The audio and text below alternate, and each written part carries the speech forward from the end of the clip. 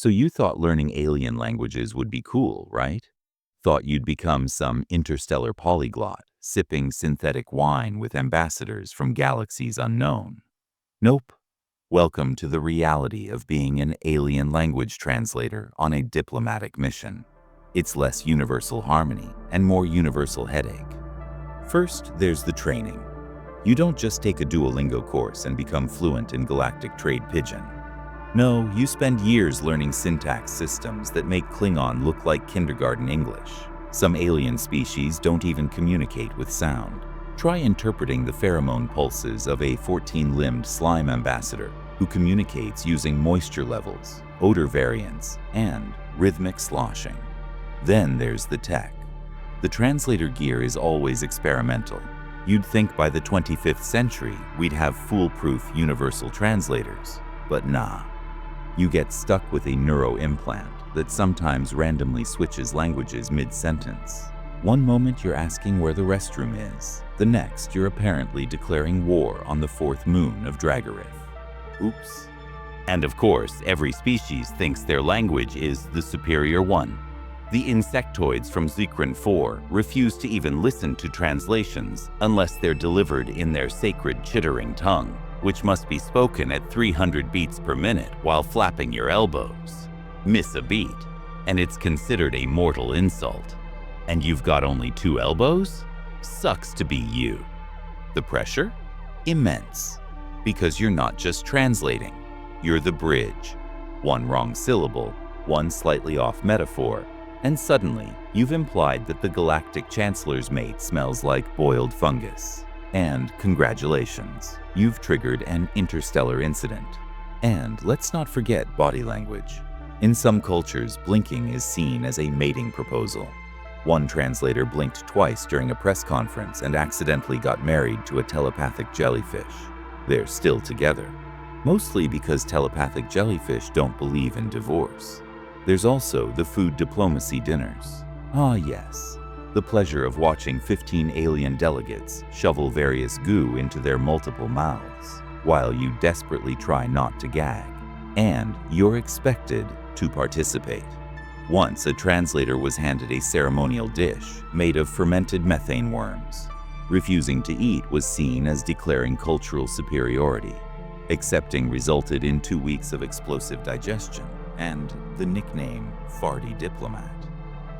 But hey, the travel's cool, right? Intergalactic starships, distant planets, exotic locations? Sure. Except you're never in the good quarters. Translators get shoved into recycled air bunks near the ship's reactor because you're not essential personnel. You're the one who keeps 2 superpowers from nuking each other over a mistranslated proverb. But sure, give you the bed with a ventilation leak. Let's talk about idioms. They never translate cleanly. When a Nargloth delegate says, "May your offspring scream in unison," it's a heartfelt blessing. But try explaining that to a human diplomat who thinks he's just been hexed. And good luck with metaphors. The Vorkinians speak entirely in extended metaphors involving fog, teeth, and sandworms. You spend half your day saying things like, "He who bites the wind beneath the dunes speaks truth through silence." No idea what it means, but they nod. You nod. Everyone's pretending it makes sense. Now, imagine doing this under time pressure. You're in the middle of tense peace negotiations between 2 species who have been at war for centuries. Everyone's glaring. The room is thick with tension and slightly toxic gas, and someone says something in their native tongue that roughly translates to, "Your bloodline is weaker than a wilted grub." You pause, smile, and say, "He respectfully disagrees." Crisis averted. For now. Of course, your bosses think you're expendable. After all, there's always another linguistics graduate desperate to make their mark. You're just one neural chip failure away from being replaced by a cheaper, shinier model. And if you screw up too badly, well, there's a lovely diplomatic tradition on Glorgax Prime involving ritual dismemberment of the offending speaker. You. And don't get me started on telepathic species. You think it'd be easier, right? Just brain-to-brain chatting. Nope. Their thoughts come in emotional color bursts and shifting geometric patterns. It's like trying to interpret a Jackson Pollock painting while having a panic attack. One wrong feeling and you've just insulted their ancestral tree fungus. There's also the creeping existential dread. The more alien languages you learn, the more you realize how puny your human perception really is. There are species who have words for concepts we can't even begin to imagine. One race has 73 tenses of the word regret.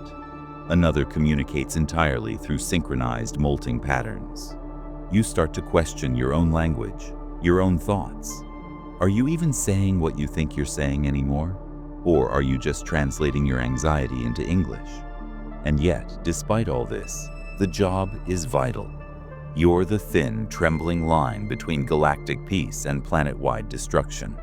You'll be exhausted, misunderstood, occasionally slimed, and probably allergic to at least 3 types of interstellar perfume. But hey, at least you'll have stories. You know what? Never mind. Don't do it. Stay home. Learn space carpentry. At least planks don't cry when you mistranslate their soul poem. If you enjoyed this miserable glimpse into our possible future, give the video a thumbs up, drop a comment about which intergalactic job you'd hate the most, and subscribe for more Miserable Futures Unveiled every week, right here on Doomsday Desk.